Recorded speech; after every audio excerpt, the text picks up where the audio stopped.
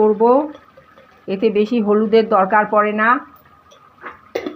হলুদ দিয়ে রান্না করতে হয়, তাই হলুদ জাস্ট দিলাম। দিয়ে এবার নাড়াচাড়া করে এবার নামাবো। একটু নাড়াচাড়া করতে হবে যাতে টেস্টটা আরও ভালো হয়। যত বেশি সাঁতলানো হয় যে কোনো তরকারি বা চিকেন বা মাটন যাই রান্না করি না কেন, একটু সাঁতলালে জিনিসের টেস্টটা খুবই ভালো হয়। দেখুন আমি মাখা মাখা করেই রান্না করেছি। এবার সামান্য একটু হলুদ দিয়েছিলাম বলে আবার নাড়ছি।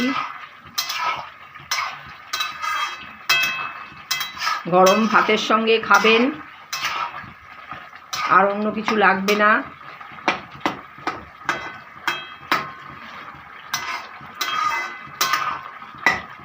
তেজপাতা দিয়েছিলাম, তেজপাতার একটা সুন্দর গন্ধ বেরোয়।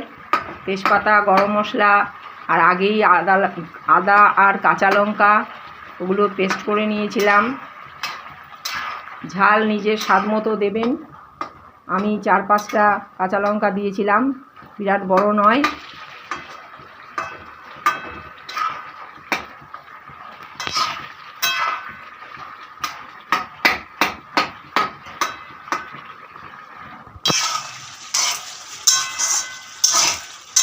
কিছুক্ষণ নাড়িয়েছি, মাখো মাখো হয়ে গেছে। এবার এটাকে নামাবো। হয়ে এসছে, মনে তো হচ্ছে খুবই ভালো হয়েছে। তাও একবার টেস্ট করে আপনাদের সামনে দেখাচ্ছি। শসাও সেদ্ধ হয়ে গেছে, একটু হাতে করে টেস্ট করে দেখব।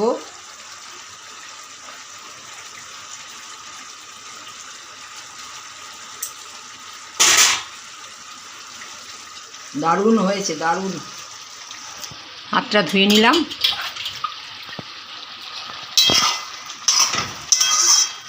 কমপ্লিট শসার তরকারি। খুব সাধারণ রান্না এবং খুব সাধারণ জিনিস দেওয়া হয়েছে। সবার বাড়িতেই এই জিনিসগুলো থাকে, মশলা বলুন, ফোড়ন বলুন, এগুলো সবার বাড়িতেই থাকে। কোনো আলাদা করে কিছু খুঁজতে হবে না।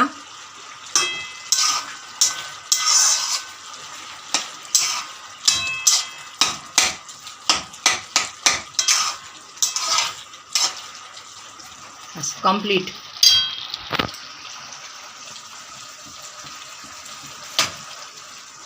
করে দিলাম, আমার বলো, গ্যাস বন্ধ করে দিলাম। এবার খাবার জন্য সবাই তৈরি হব।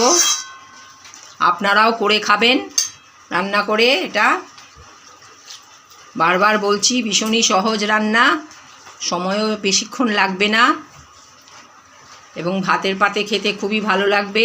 রুটি দিয়েও খাওয়া যাবে, পরোটা দিয়েও খাওয়া যাবে। ঠিক আছে, ধন্যবাদ। সবাই ভালো থাকুন, সুস্থ থাকুন, আর রান্না করে নিজেরাও খান, সবাইকে খাওয়ান। আর আমার ইউটিউব চ্যানেলটা একটু লাইক, সাবস্ক্রাইব, শেয়ার এগুলো একটু করে দেবেন, তাহলে খুব ভালো লাগবে। আমি আরও রান্না দেব, আগেও দিয়েছি অনেক রান্না। আমার চ্যানেল খুললে দেখতে পাবেন বিভিন্ন রকমের রান্না আমি দিয়েছি। সুতরাং এটাও দেখবেন এবং ভবিষ্যতেও দেখবেন। সবাই ভালো থাকবেন, রাখছি।